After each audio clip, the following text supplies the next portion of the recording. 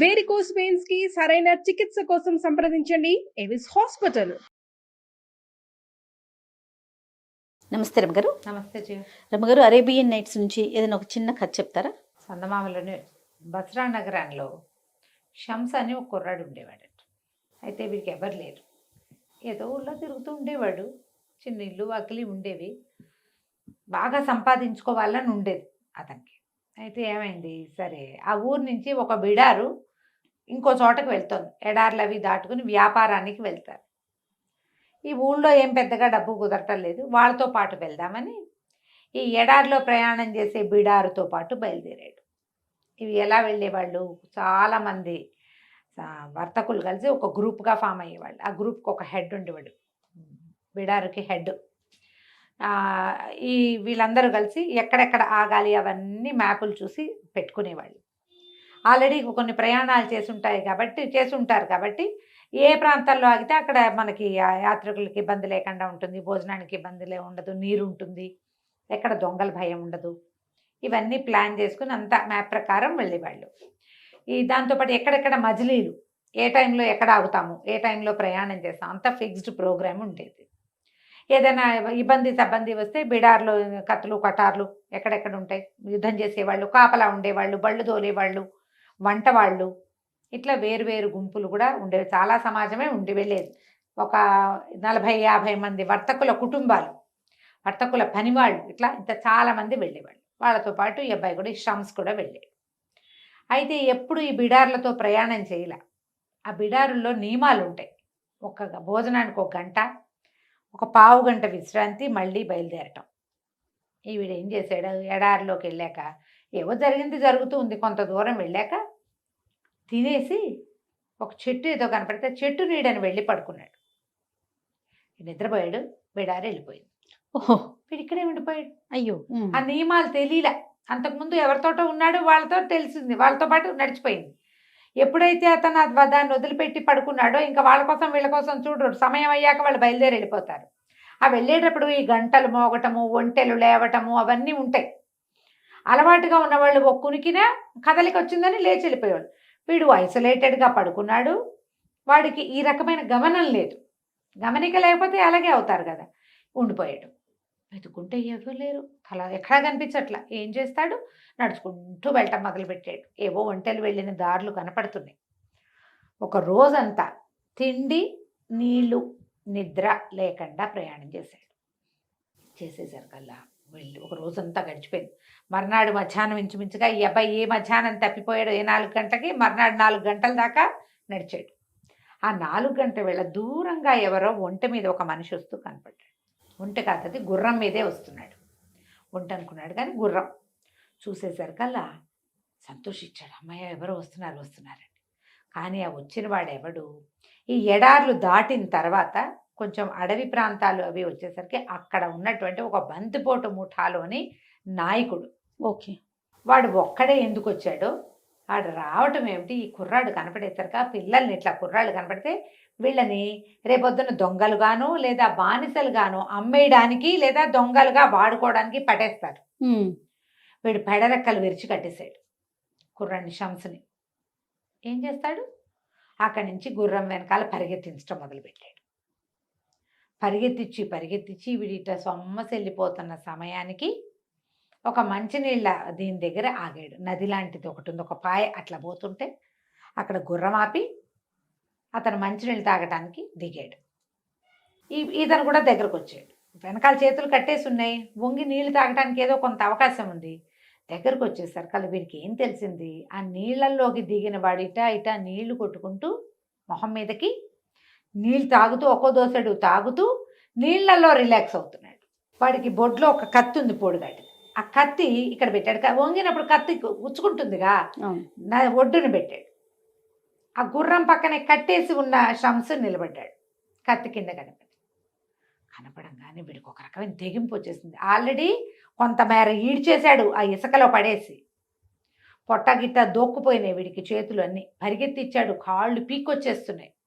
ఎట్లాగూ చావు తప్పదు, ఎట్లాగూ చచ్చిపోవడమే మనం అని అనుకున్నవాడు ఏం చేశాడు, కిందకి గొంతు కూర్చుని ఆ కత్తి చెత్తుపుచ్చుకున్నాడు. ఆ నీళ్ళలోకి దిగిన వాడు మొహం తుడుచుకుంటూ వెనక్కి వచ్చాడు. వెనక్కి వచ్చేసరికి వీడికి కట్టేసిన చేతులతోటి ఆ 2 చేతులతో కత్తి పట్టుకుని ఆ బంది పొట్టేట డొక్కల్లో పొడి చేశాడు.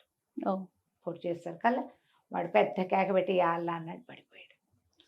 వీడు మెల్లిగా తంటాలు పడి ఆ కత్తిని ఎట్టగొట్ట కాళ్ళ మధ్యలోకి చేర్చుకుని ఈ చేతికి కట్లు ఉన్నాయి కదా, ఇటా చేసి చెయ్యంతా తెగినా కూడా మొత్తానికి కట్లోడు తీసుకున్నాడు. కిందకి దిగి మంచినీళ్ళు తాగాడు. బతికేశాను రా దేవుడా అనుకున్నాడు. ఆ నది ఒడ్డున పడుంది వీడి బందిపోటు శవం. ఆ కత్తి ఊడ తీసుకుని వాడు డొక్కలోంచి మెల్లిగా గుర్రం ఎక్కాడు. ఆ గుర్రం వీడికి ఎప్పుడు గుర్రాలు ఎక్కినవాడు కాదు. ఒంటెల బండ్లు అవి ఎక్కాడు. ఒంటి మీద అటా ఎక్కితే అదట పోతుంటుంది. గుర్రం చకచకా వెళ్తుందిగా. ఇంత లాగటం పీకటం దాన్ని ఏం చేయాలో వీడికి తెలియలే. అయితే అది తన దారిని తను వెళ్ళటం మొదలుపెట్టింది. సరేలే అని వీడికి శక్తి కూడా లేదు. ఎందుకంటే అంతకుముందు ఒక రోజంతా తిండి లేదు, నిద్ర లేదు, ఆహారం లేదు, భయము. వీడి దగ్గరేమో కాళ్ళు చేతులు పెడరెక్కలు, వెనకాల రెక్కలు విరిచి కట్టేసరికల్లా గూళ్ళు పీక్కొచ్చేస్తూ ఉంటాయి. అంతేగా. ఓపిక లేదు. దాన్ని కంట్రోల్ చేయలేకపోయాడు. గుర్రం దాని దారిని అది చకచకా పరిగెత్తుకుంటూ వెళ్ళిపోయి కొన్ని గుడారాల మధ్యలోకి తీసుకెళ్ళిపోయింది. ఎక్కడో కొన్ని గుడారాలు వేసుకుని అక్కడికి వెళ్ళిపోయింది. కొన్ని గంటలు ప్రయాణం చేసి దానికి అలవాటైన దారిలో ప్రయాణం చేసి ఎక్కడికి తీసుకుపోయింది అది? ఈ బందిపోటు దొంగలు ఉండే గుడారాల్లోకి వెళ్ళిపోయింది. ఆ దొంగలు కొంతమంది చూశారు. గుర్రపు డెక్కలు చప్పుడు వినపడంగానే నాయకుడు వస్తున్నాడు అనుకున్నారు. దూరం నుంచి నాయకుడే అనుకున్నారు. దగ్గరికి వచ్చాక షమ్స్ కనపడ్డాడు.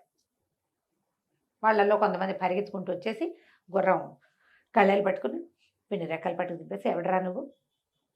మా నాయకుడే అనగానే షమ్స్ పిచ్చ తెలివైన వాడు గబగబా గుడించుకుని తెలివిగా, మేము ఒక బిడార్తో పాటు వస్తున్నాము. మీ నాయకుడు ఎంత సాహసి, ఎంత పరాక్రమవంతుడు, 100 మందికి పైగా పడగొట్టేశాడు. మాలో పడగొట్టేశాడు, చాలామంది చంపేశాడు. చంపేస్తే మాలో కొంతమంది, ఓ 50-100 మంది అతని మీద పడి అతన్ని పట్టుకున్నారు. మీ నాయకుడిని పట్టేశారు మా వాళ్ళు. పట్టేశాక చంపేస్తామన్నారు. మేము కొంతమంది అరిచాం, వద్దు వద్దు, ఇంత పరాక్రమవంతుడు, వీడిని చంపకూడదు. పట్టుకున్నాం, ఎంతో కొంత డబ్బులు తీసుకుని వీడిని వదిలిపెట్టేద్దామని కేకలు పెట్టాం మేము. వాళ్ళంతా ఒప్పుకోలేదు. కానీ మా బిడారు నాయకుడు సరేనన్నాడు.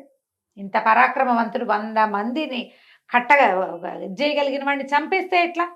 పరాక్రమశాలి కదా. అయితే 10,000 వరహాలు ఇస్తే వీడిని వదిలిపెడదామన్నాడు మా నాయకుడు. మా వాళ్ళందరినీ అడిగాము, మీరు ఎవరో ఒకళ్ళు వెళ్ళి తీసుకురమ్మని. మీ నాయకుడు అయితే ఏమన్నాడంటే, నేను వెళ్ళి పట్టుకొస్తానని చెప్పాడు. వాళ్ళంతా ఒప్పుకోలే. ఎవరైతే పట్టుకున్నారో వాళ్ళు ఒప్పుకోలే. చేతికందిన బందిపోటుని డబ్బులు ఇవ్వకుండా వదిలిపెడతామా అన్నారు. అందుకని మీరు ఎవరైనా వెళ్ళండి అంటే ఎవరు వెళ్ళమన్నారు. సరే నేను ఒప్పుకున్నాను. మీ నాయకుడు పరాక్రమం చాలా నచ్చింది నాకు. ఆయన చాలా అద్భుతమైన వాడు. ఇదిగోండి అతను కత్తి చూడండి అని కత్తి కూడా చూపించాడు.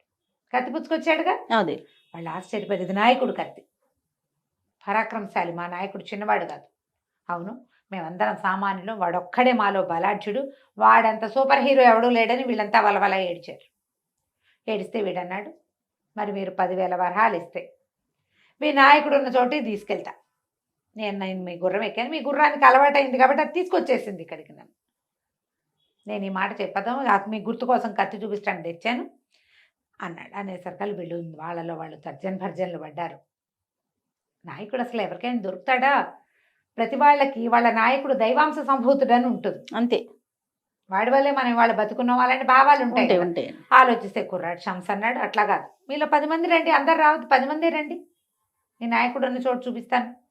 మీకు నమ్మకం కలిగితేనే డబ్బులు ఇవ్వండి, లేకపోతే లేదు. మీ డబ్బులు మీరు తీసుకుని వెనకెళ్ళిపోతారు కానీ మీ నాయకుడిని కాపాడుకుని అనేసరికి వాళ్ళు నమ్మారు. వీడు ఇంత ధైర్యంగా చెప్తున్నాడుగా. 10 సంచుల నిండా 1000 వరహాలు చొప్పున 10,000 వరహాలు ప్యాక్ చేసుకొచ్చారు. 10 గుర్రాల మీద వచ్చారు. వీడి గుర్రాన్ని తోలుకుంటూ బిడారు వైపుకి బయలుదేరాడు. బయలుదేరితే వీళ్ళు బిడారు ఎటు వెళ్ళిందో ఏం తెలుస్తుంది? ఇది అప్పుడెప్పుడో జరిగింది. వీడి ఇక్కడికి వచ్చాడు. కానీ వాళ్ళకి గాలి రేగే గుర్తులు, ఈ బిడారులో ఉన్న ఒంటెలు, వాటి గుర్రాలు, తర్వాత ఎడ్లు, వాటి తాలూకు శబ్దాలు వినడం తెలుసు. ఎక్కువ మంది వెళ్తున్న శబ్దాన్ని ఏ దిక్కుకు వెళ్తుందో వాళ్ళు కనిపెట్టి, దొంగలు కదా వాళ్ళకి ఆ ప్లానింగ్ అంతా ఉంటుంది. ఫలానా వైపుకి వెళ్తోంది బిడార్ అని చెప్పేసి ఆ బిడారు వైపుకి దారి తీశారు. వాళ్ళందరూ దారి తీసినా ఈ వీడెక్కిన గుర్ర కూడా వాటి వెనకాల పరిగెత్తడం మొదలెడు. దానికి అట్లాగే అలవాటు. సరే కొంత దూరం బిడారు కనపడుతుంటే షమ్స్ అన్నాడు, మీరు ఇక్కడే ఉండండి, నేను పోయి మా వాళ్ళకి చెప్పొస్తాను, మా బిడారు నాయకుడు కానీ వాళ్ళని ఒక చోట నుంచోబెట్టి బిడారు ఒక చోట విశ్రాంతిగా ఆగింది. అక్కడికి పరిగెత్తుకుంటూ పోయాడు ఆ గుర్రం వేసుకుని. ఓకే. వెళ్ళి గుర్రాన్ని పక్కన వదిలిపెట్టి బిడారు ఓనర్ దగ్గరికి వెళ్ళాడు.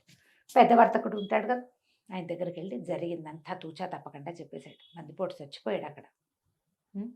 మనం ముందుకెళ్తే వీళ్ళు మన వెనకాల పడతారు, వీళ్ళు ముందు కాపు కాసి ఉన్నారు, వాడు మన మళ్ళేయడానికి వచ్చి నేను దొరికిపోయా వాడికి, మీరు మనం కనుక వాళ్ళని పట్టేశామంటే సరిపోతుందంటే అతను ఏం చేశాడు, సరేనని ఒక 10, 20, 30 మంది బలాఢ్యులైన వాళ్ళని తీసుకుని వెళ్ళి ఆ దొంగల్ని పట్టేసుకున్నాడు.